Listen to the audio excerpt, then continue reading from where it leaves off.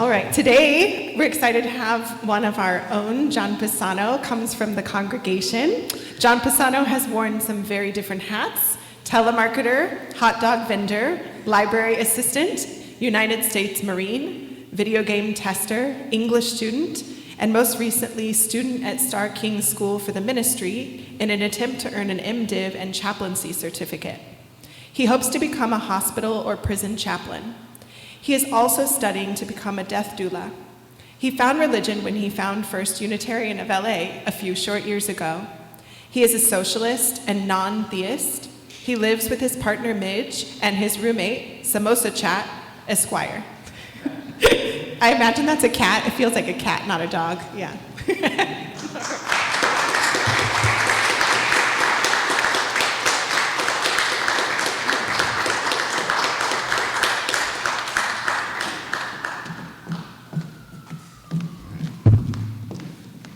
Thank you for that, Joelle. All right.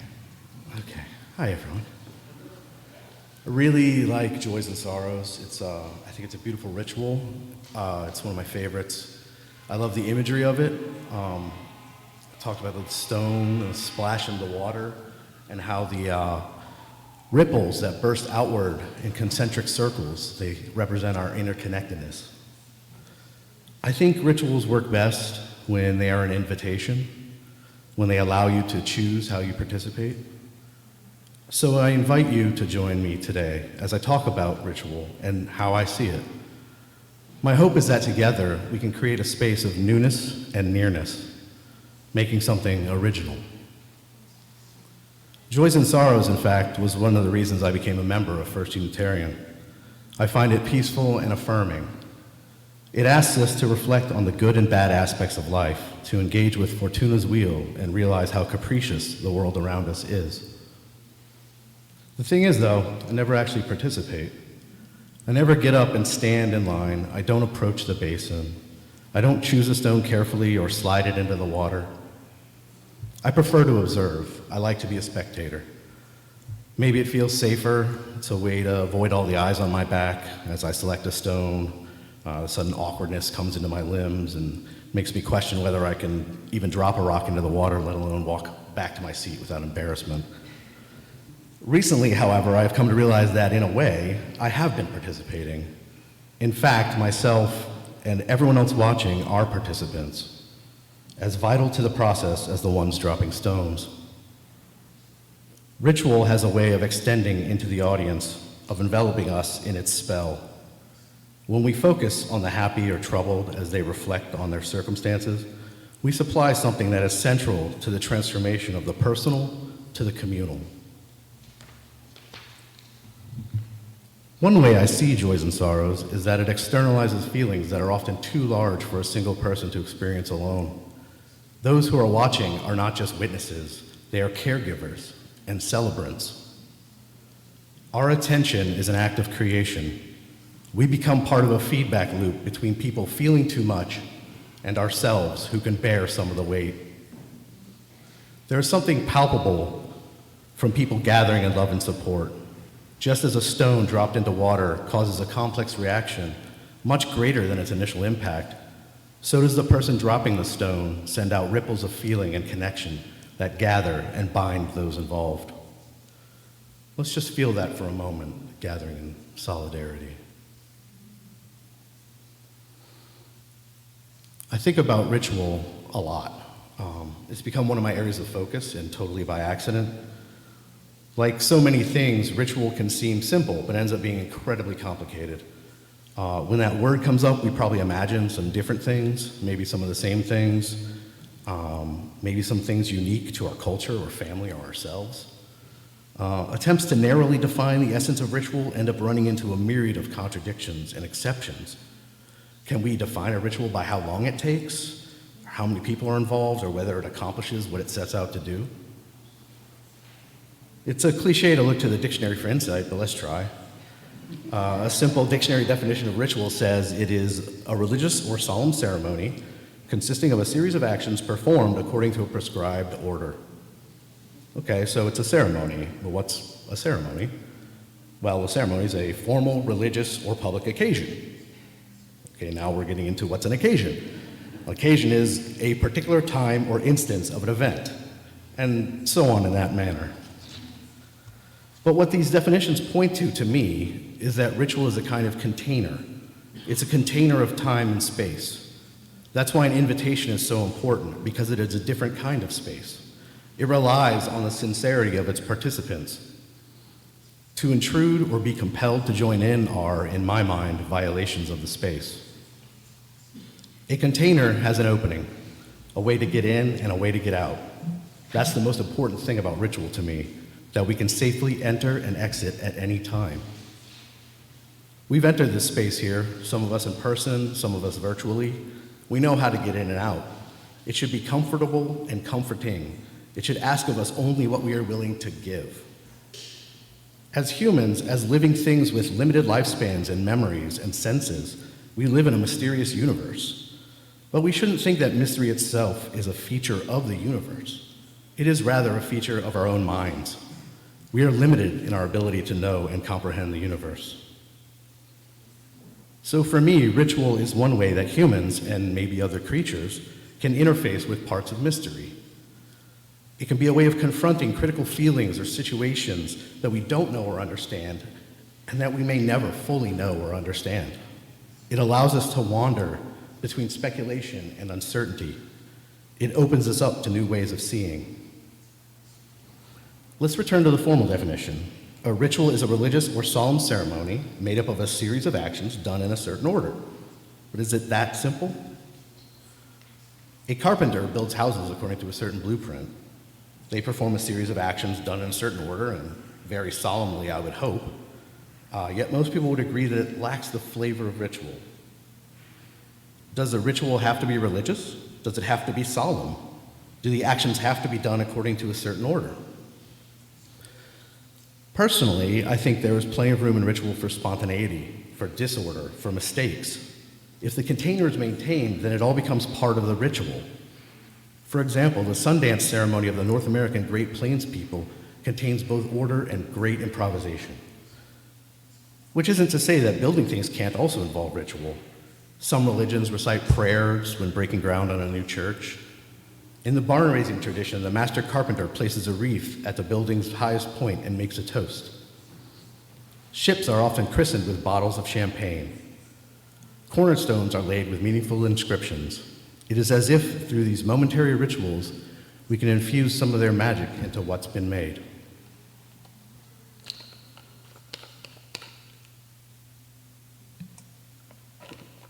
I've described ritual as a container of time and space, one which we can safely enter and exit, one that comes with certain expectations from those participating. But what is it that makes the ritual container different from the moments that surround it? I want to take a moment to talk about the human brain. The human brain only takes up around 2% of a person's body mass, yet it consumes 20 to 25% of the body's oxygen and fuel. When engaged in deep thought, it can burn up to 50% of that oxygen and fuel for its purposes. Thinking is labor, it is work.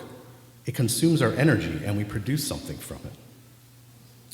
One way to look at the human brain out of many, many ways is as clusters of brain cells with certain jobs that can be activated in different combinations. You probably don't, for example, have a writing cluster. Instead, when you are engaged in writing, your brain is activating a word processing cluster, a context cluster, memory clusters, emotional clusters, and all of these and more connect together and light up when you write, like a constellation.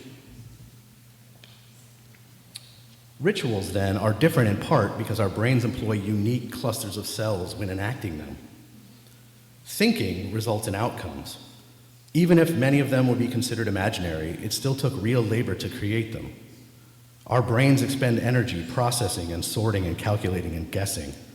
They cut our lives into different segments between day and night, professional and amateur, sacred and profane. Through the labor of our thought, we can create these divisions with purpose. We can make a time and space sacred. I like to think we're doing it right now. To be fully engaged in ritual is to enter a receptive state. We are able to engage in ritual when our brains are ready to ease into a different, altered state. We become more open. more willing to entertain things we might otherwise scoff at, more connected to each other and the world around us and the universe. So I recently started a new hobby, making pinback buttons. Those are those little round buttons, metal or plastic, that have pictures or phrases on them. It took me some time to really get used to the machine. It's this sort of hand crank machine. And I produced a lot of duds. But with every dud, I learned a new lesson. How to size the pictures, always make sure to check the thickness of the paper, don't accidentally put more than one transparent sheet in the press. So eventually got the hang of it, and now I can reliably make a button. That kind of repetitive activity has little to no instability in it, by which I mean, I don't want the buttons to vary wildly. I don't want the machine to function randomly. I certainly don't want the buttons to randomly explode. I want consistency in both the process, that of making buttons, and the outcome, the buttons that get made. When I use my button machine, the purpose is to produce a button.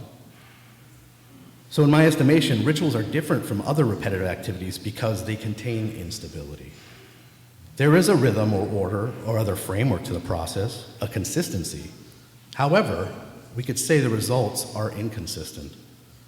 Ritual outcomes are not guaranteed. Rituals are unstable because they are generative of meaning. They engage clusters in the brain related to imagination and speculation. Where profane life is routine, predictable even, ritual is strange and special. Which brings me to something that feels like a secret but really isn't. The enactment of a ritual is not the purpose of a ritual. I'll say that again. The enactment of a ritual is not the purpose of a ritual. Ritual is merely an engine, a vehicle that can carry a person to new ways of experiencing and new ways of meaning.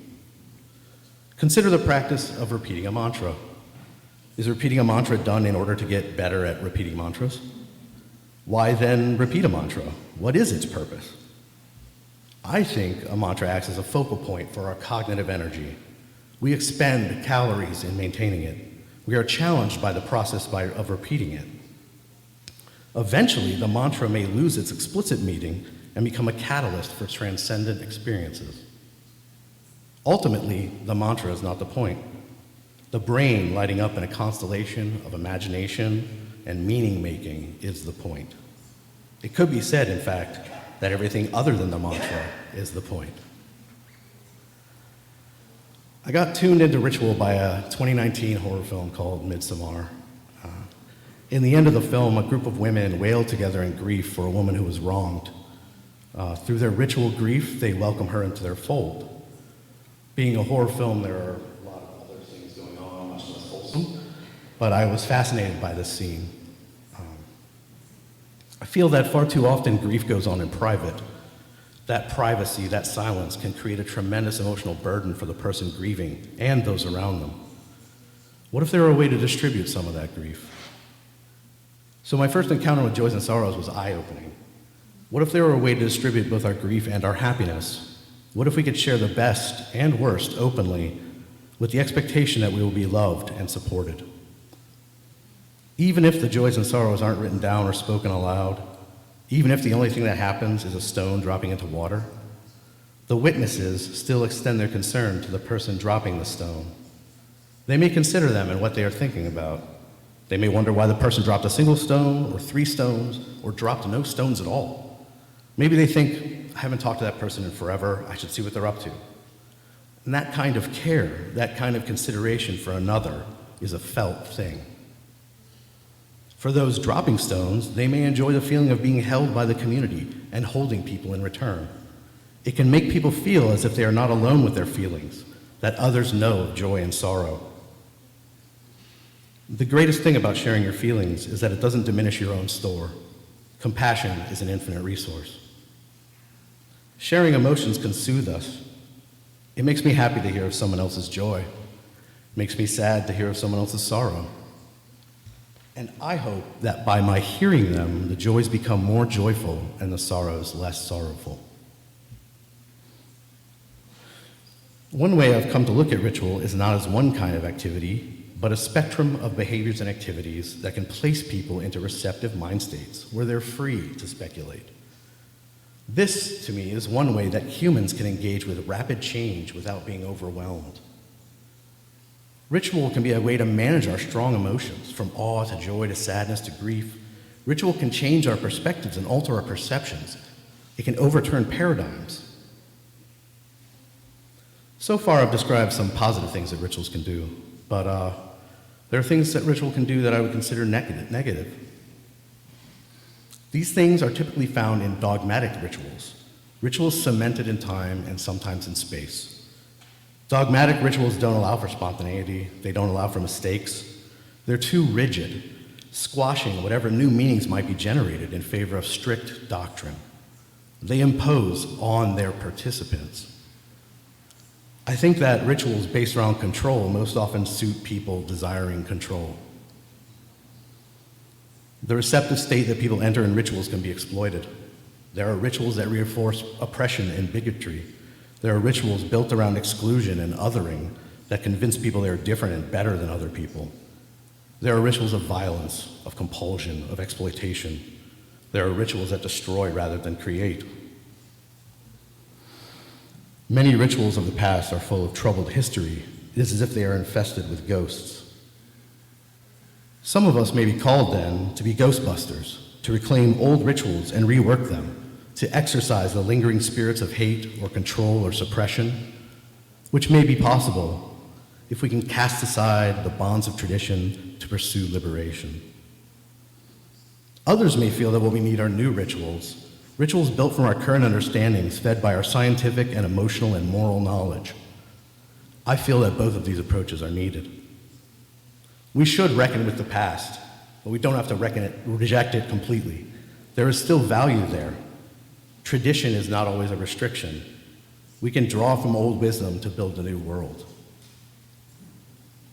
At the same time, we need new ways of bringing people together into community, new ways of self-exploration, new ways of social structuring.